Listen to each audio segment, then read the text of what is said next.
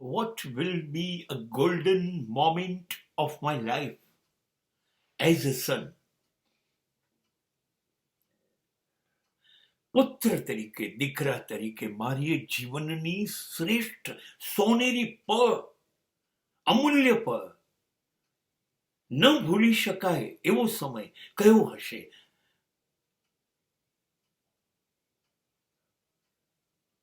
મારી આંખ સામે છે, મારી આંખ સામે છે.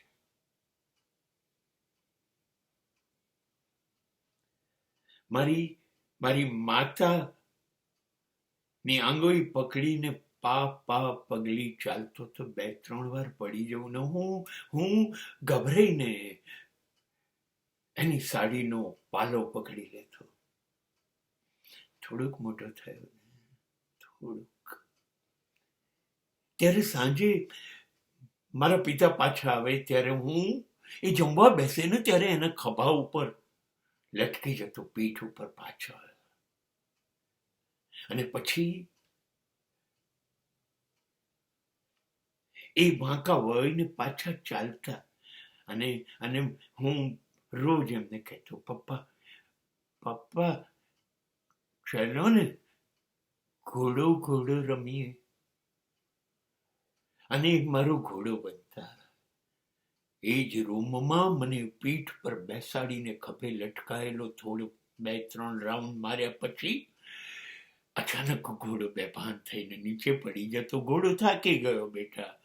અને પછી માં કહેતી, બેટા હવે પપ્પા થાકી ગયા.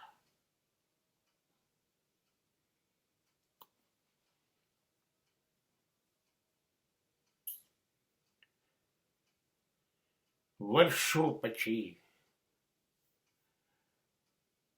પછી આ દ્રશ્ય નજર સામે આવ્યું. શિક્ષણ પૂરું થઈ ગયું, નોકરી મળી ગઈ, પહેલો પગાર આવ્યો. અને પહેલો પગાર જઈને માના હાથમાં મૂકવો, આહા, માનું ખુશી.